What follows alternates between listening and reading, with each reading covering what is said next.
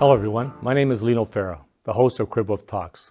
Every month we focus on issues and provide information related to the critical housing crisis and the quality of life faced by members of our vulnerable population, primarily individuals with developmental disabilities and those with various physical and mental challenges. We search for topics based on events that are current and have a direct or indirect correlation on our vulnerable population. We invite guests to appear on our program who provide our audience with a better understanding of the issues being discussed on our show, Cribwolf Talks.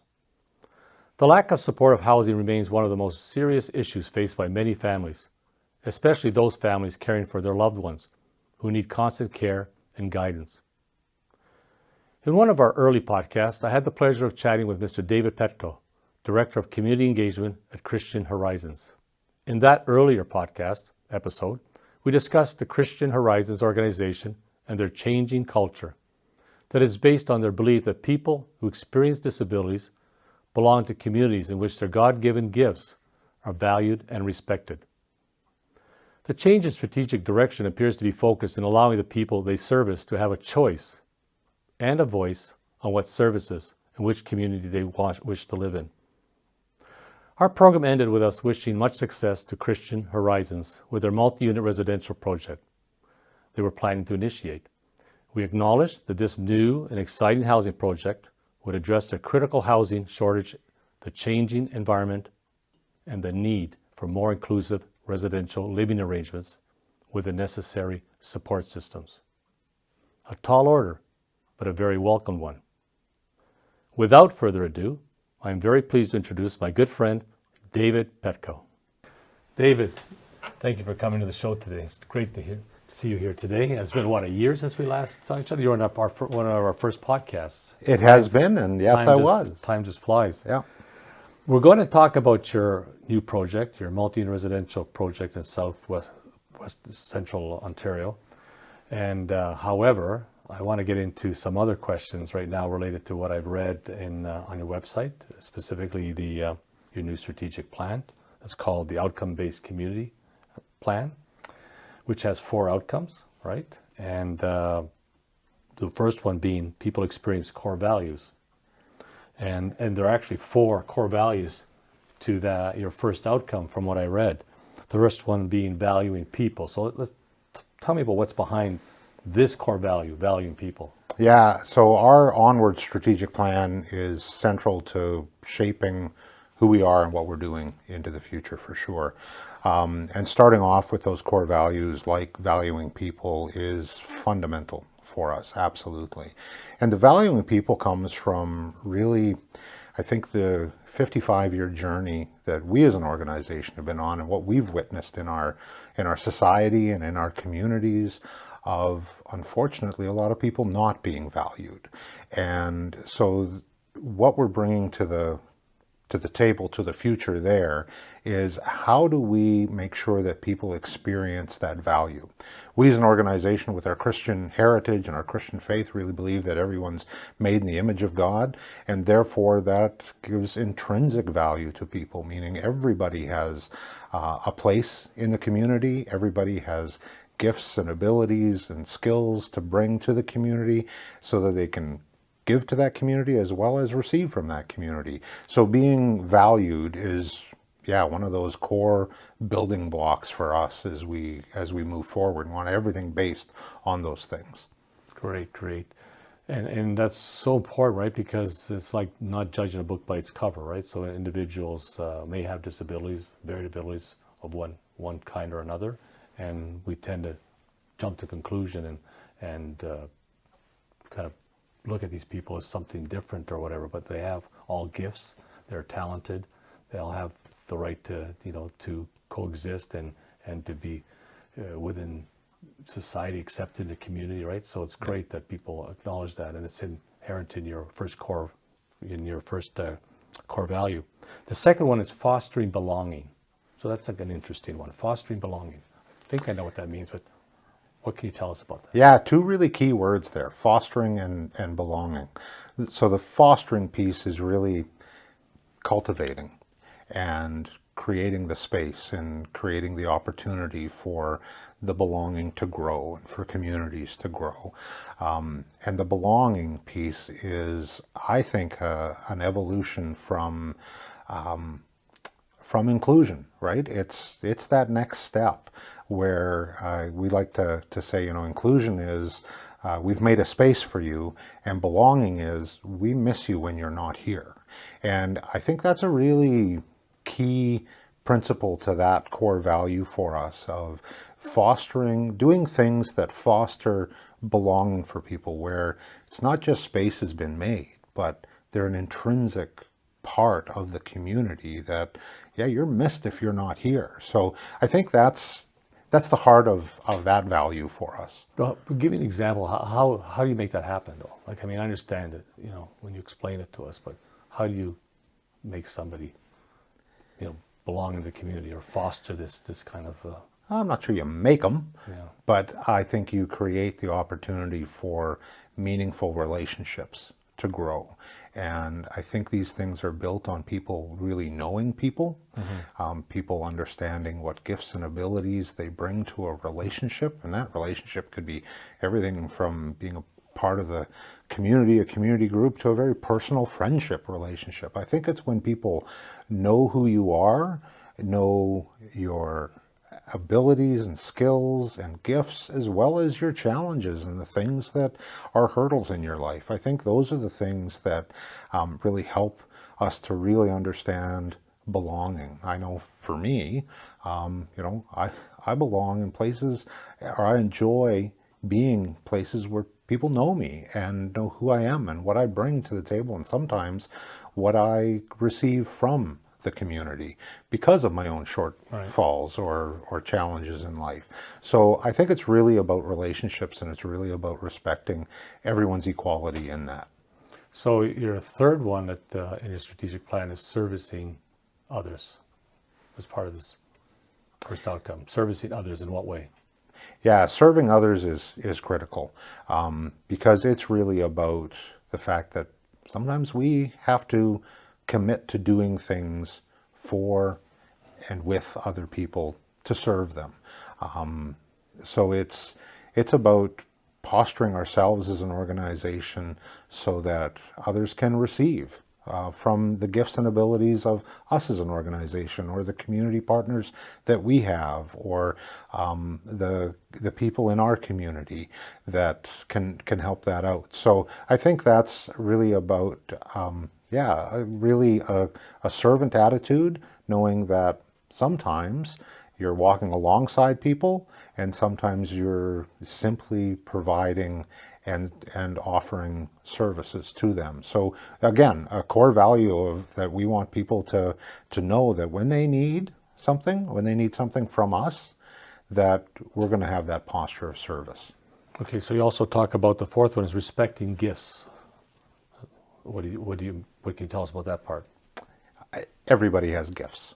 True. And everybody needs to be valued for those gifts. And I think, again, this can be seen a little bit in the history of our culture and our society, where people, especially with a developmental disability, been institutionalized. And I don't think there's any easy way to say this other than separated from the rest of society and not valued, and not we didn't wrap around them and say, hey, you're part of our community because you got something to give. Instead, we said, oh, you need services and you should be treated like a patient and therefore be in this institution. And of course, we've come a long, long way from that. And so we want to make sure that people experience the fact that they have something to offer. Absolutely. As does everybody. And so that gifting piece is just, I think, a statement of everybody's value, and that communities really are missing out when we don't give everybody opportunity to exercise those gifts and skills and abilities. And that can lead to giving to other people, and can also lead to receiving. So I think that's a really great part of community life. Very good. So the second outcome says the people self-direct their services. What does this mean? Yeah, so I think this one is good to start by saying, what does it not mean? And what does it not mean, again, is somewhat historical in that it doesn't mean people are told, this is what you need, this is what you're going to get in terms of services, this is the descriptor we've put on you. Instead, it's saying, what do you need? How would you like to direct your life and the services that you receive, rather than just have someone else decide for you? I think it's incredibly liberating, and it's incredibly respectful, and it's growing our communities to be able to welcome people in and to be able to say, what do you need from us? I think some of the things that we can reflect on in the past are when agencies, well-meaning as we have been, have done and made decisions for people rather than with people, or decisions by people. And I think that's the change that we want to see happen in our own services. Thus, it's part of our strategic plan and in the community around us. You know, it's so in line with today's movement. We're hearing more and more about inclusivity, but specifically to this core, this outcome is the choice, right? The fact that an individual with developmental disabilities or any of the varied abilities has the right to choose, right? To make decisions on their own, right? And I think that's what I'm hearing from you. So my accolades to that. That's good to hear that. And I would just add to that as well, that, you know, it's a mentality, but it's also something that our system needs to grapple with, because how organizations and communities are funded, I think it's changing, and we're working really hard with provincial government partners and others to say, how can this work better for people so that they have much more control over the services that they receive and how they receive them and the choices that they have and the ability to change those choices with whatever's happening in their life at the time. I think it's really critical for us to press into that. And I'm really proud of the work that Christian Horizons is doing around that. Great. And it's true. I mean, this doesn't work unless both sides work together, right? An individual with disabilities wants to choose, wants to make decisions, but the community agencies also have to adopt this way of thinking and incorporate that into their operations, right? And that's great. So the last outcome is people experience communities of belonging. I think this is clearly in line with the growing sentiments of inclusivity, if I'm not mistaken, right? Can you elaborate a little bit more on this last outcome of people experiencing communities of belonging? Yeah, absolutely.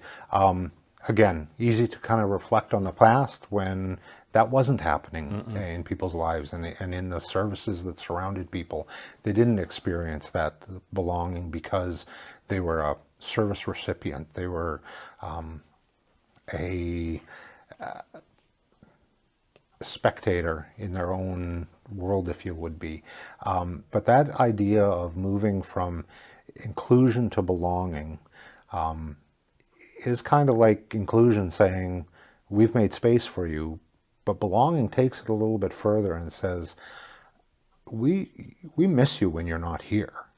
And that's a really kind of cool nuance for us to be thinking about, to say, oh, if somebody's not here and they're missed, then they belong here. And I think that's something that we really need to contemplate, because it's really critical for us. So that fostering belonging and communities where people belong is really fundamental to everything we do. And you know, the people that receive services from Christian Horizons span a wide range of what they want, what they need in their lives, what they choose for in their lives.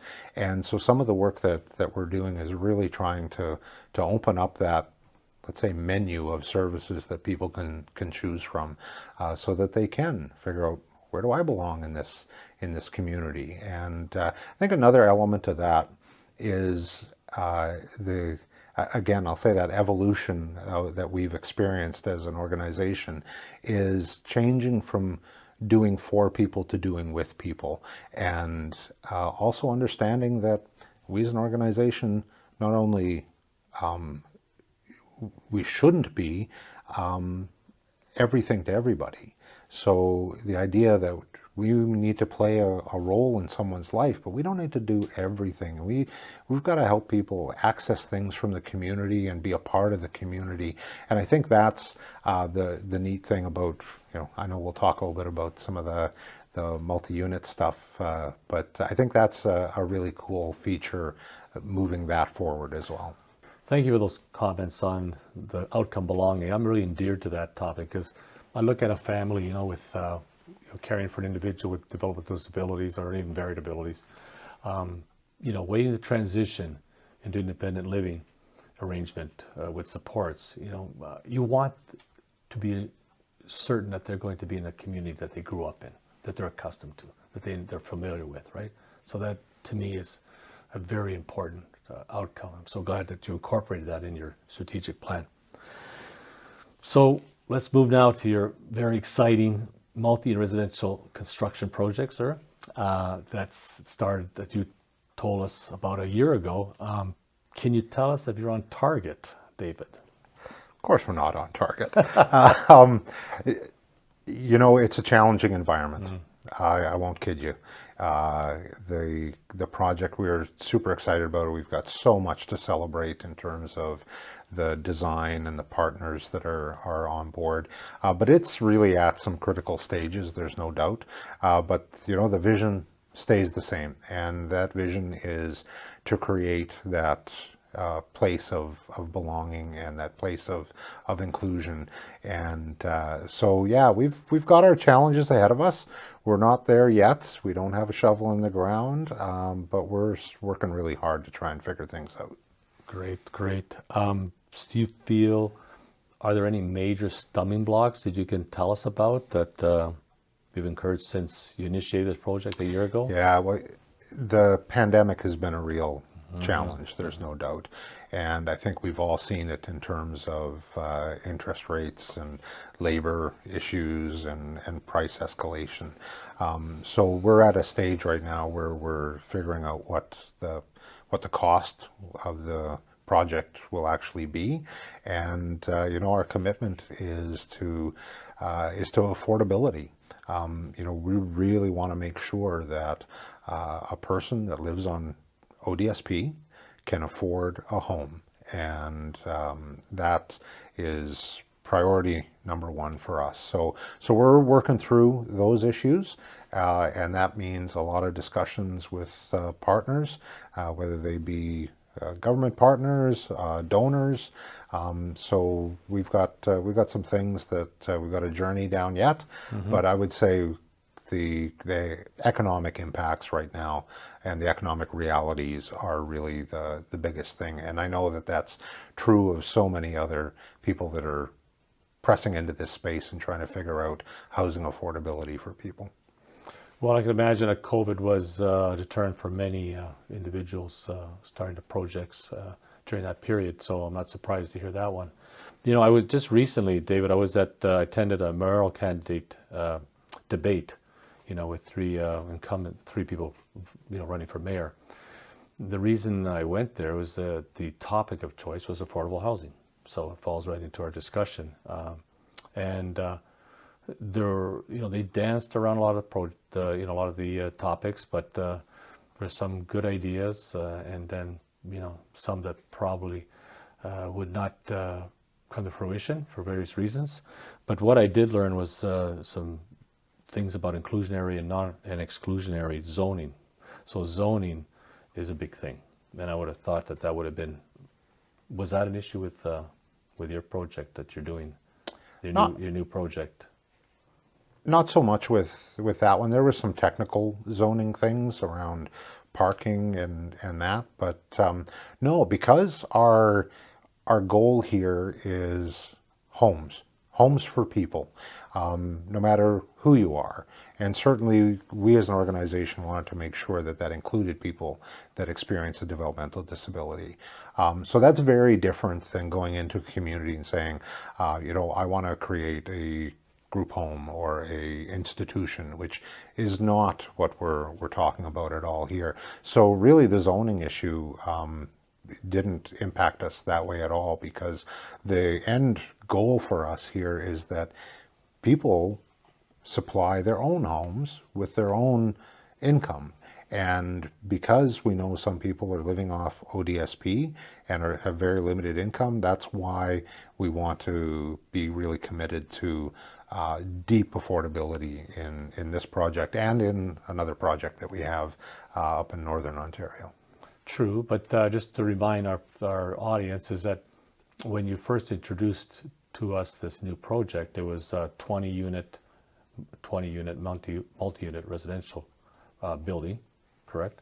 With mixed tenancies. That's still the idea of having individuals with developmental disabilities, maybe with some other vulnerable population member or some other interest group. Is that the way this project is going to be continued, or has there been changes to the concept at that time that was submitted to the various authorities? Yeah, no change there at all. Envisioning a very diverse community with diverse levels of rent that includes deep affordability for a portion of the building, for sure. Yeah, because I really like that, right? I mean, an individual, just to be clear, you don't have somebody with developmental disabilities or somebody else, some other member of the vulnerable population, maybe a senior citizen or some, other individual working or living in a place, that is inclusive and, interactive, right? So this would be wonderful. If we had more of these, I think we all know that we would be moving towards a time when people's wait lists would be diminishing instead of increasing.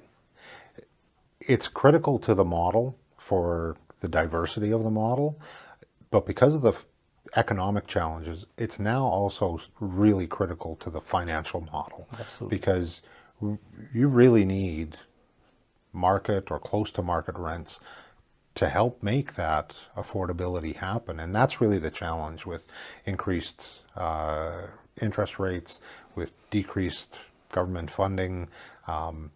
CMHC, I think, is getting really challenged with the level of funding that is happening. So we really need to continue advocating for a lot of systems change as well around affordable housing. Well said. So we can't be on the show forever. We have to come to a close. But what would be David's final comment if you had a takeaway message for the audience? What would you like people to go away with? What message would that be? I think my message would be we have got so much to celebrate around the journey that people that experience a developmental disability have had in our community and our society, and that journey to being in communities that belong. But at the same time, we have so much more work to do. And that includes housing, that includes choice in the services that you provide, that includes making sure that the community is a welcoming and belonging space. And that includes all those things we talked about earlier, about being valued for who you are, bringing your gifts and abilities, and experiencing that in community. Well, I wish you all the luck and all the people at Christian Horizons, and with this new strategic plan, hope things go the way they're supposed to. And thank you for coming today, my friend. My pleasure. Thank you. We have come to the end of our show. I wish to express my gratitude to David Petkau for taking time to appear on our show today. It is very important that Christian Horizons has taken bold steps to make a difference in the community. Their new strategic plan, outcome-based planning, signifies that all the stakeholders are being heard. The people they service, their families, employees, and the community partners. Christian Horizons' new multi-residential project is important in that it gives us hope that many more nonprofits will be successful in bringing their housing model to reality, and in doing so, reduce the number of Canadians with varied abilities with these ridiculous wait lists. I know people have heard me say many times, only want my son and others to live in dignity, safe and fully engaged in the community of their choice. Thank you for watching and listening to our program, Cribwolf Talks. If you missed any of our previous webcasts, catch us on Your TV Halton, Cogeco's community channel covering local news and productions in the Burlington and Oakville areas. I'm well aware that all the Cogeco subscribers have many choices on Your TV Halton. Tuning into the community channels provides viewer with some very interesting community insights. We hope you will follow us on Your TV Halton. You can also visit cribwolftalks.com and various social media platforms for any of our posted episodes. Should you wish to share your story and be a part of our future webcast, please send us your story to info@cribwolftalks.com. I'm Lino Fera, and remember, let's turn the housing crisis from a discussion to a solution where all persons, with or without a disability, are secure in a place they call home.